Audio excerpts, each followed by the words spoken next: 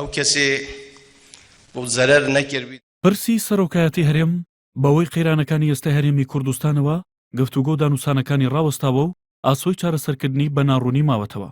نێچیروان بارزانی سەرۆکی حکومەتی هەرێم و جێگری سەرۆکی پارتی دیموکراتی کوردستان لە کاتی سەردانەکەی بۆ کۆماری ئیسلامی ئێران چاوپێکەوتنی لەگەڵ میدیای فەرمیێران ئەنجام داوە و وەڵامی چەند پرسیارێکی لەبارەی ئەو پرسە و چەند بابەتێکی پەیوەندیدار بارەمی کوردستانەوە داوەتەوە. لا چاوپێکەوتنەکەدا نێچیروان بارزانی دەڵێت پرسی سەرۆکایەتی هەرێم بابەتێکی ناوخۆیی هەرێمە و دەکرێت و کێشەیە بە گفتوگۆ چارەسەر بکرێت.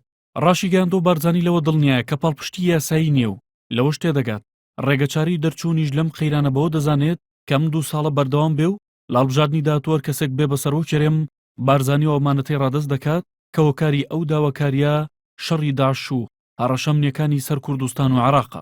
نێچیروان بارزانی دەژڵێت ئەگەر لایەنەکان کاندیدیانە بێ بۆ سەرۆکایەتی هەرێم پێشوازی لێ دەکەن، بەڵام کە کاندیدیان نییە با لێگەڕن بارزانی 2 ساڵی دیکە لە پۆستەکەیدا بەردەوام بێت. لە بەشێکی تری چاوپێکەوتنەکەدا نێچیروان بارزانی ڕایگەیاندووە کاتێک یەکەم جار پرسی سەرۆکایەتی هەرێم برایە پەرلەمان لایەنەکان نەیانتوانی ڕێژەی یاسایی تەواو بکەن. ئێستاش کە کێشەکە درێژەی کێشاوە ڕاستیەکەی ئەوەیە ئەو لایەنانە بۆ خۆشیان نازانن چیان دەبێت. جێگری سەرۆکی پارتی ئاماژەی بۆش کردووە ئیرادەی چارەسەرکردنی پرسی سەرۆکایەتی هەرێم 100% لای یەکێتی هەیە. ڕاشی گەیاندووە لە گۆڕان و حزبە ئیسلامیەکانیشدا ئەو ئیرادەیە دەبین و ئەو لایەنانە هەستیش بەوە دەکەن کە ئێستا کاتی دروستکردنی و کێشانە نییە. لەبارەی بوونی دەستی دەرەکی لە پشت خۆپیشاندانەکانی ئەم دواییەوە نێچیروان بارزانی ڕەتی کردوتەوە هیچ وڵاتێک لە پشت خۆپیشاندانەکانەوە بووبێت و پەیوانی هیچ وڵاتێک بە مەبەستی قوڵترکردنەوەی ناکۆچیەکان دەزوەردانی لە کاروباری هەرێمدا کردبێت. سەبارەت بە شەڕی داعش نێچیروان بارزانی سەرۆکی حکومەتی هەرێم ڕایگەیاندووە پێشبینی ئەویان نەکردبوو کە داعش بەو شێوە ببێتە کێشەیەکی گەورە بۆ هەرێم، چونکە بەوتەی خۆی لە دوای ڕوخانی سەدامەوە کاری حکومەتی هەرێم تەنها ئاوەدانی بووە نەک سەربازی. لەبارەی دابەشبوونی عێراق و نێچیروان بارزانی دەڵێت سیاسەتی حکومەتی هەرێمی کوردستانەوەیە کە پرسی کورد لە چوارچەوەی جوگرافیایەک بە ناوی عێراق چارەسەر بکرێ و بەرژەوەندی عێراقیش لەوەدایە.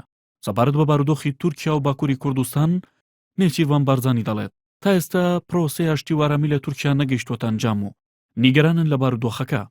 لە بڕوایدان کاتێک کێشەکە گەورە بوو کە پاکەکە چەند پۆلیسێکی تورکیای کوشت و بەرپرسیارەتیەکەشی لاستۆگرت. ڕاشی گەیاندۆوان پێیان وانییە کێشەی نێوان پاکەکە و تورکیا بە ڕێگەی سەربازی چارەسەر بکرێ و دوجار دەبێ و دوولانە لەسەر مێزی نانووسان پرسی کورد چارەسەر بکەن. لەبارەی پەیوەندیەکانی هەرێمی کوردستان و کۆماری ئیسلامی ئێرانە و نێچیروان بارزانی ڕایگەیاند لە دوای ڕێکەوتنی ئێران و وڵاتانی ڕۆژاوا لاپەڕەیەکی نوێ لە پەیوەندیەکانی هەرێم و ئێران کراوەتەوە و داواژ لە سەرمایەدارەکانی ئێران دەکات بێن لە هەرێمی کوردستان سەرمایە گوزاری بکەن و ئاماژە بەوەش دەکات ئاستی پەیوەندی بازرگانیەکانی نێوان ئێران و هەرێم گەیشتۆتە 5 ملیار دۆلار.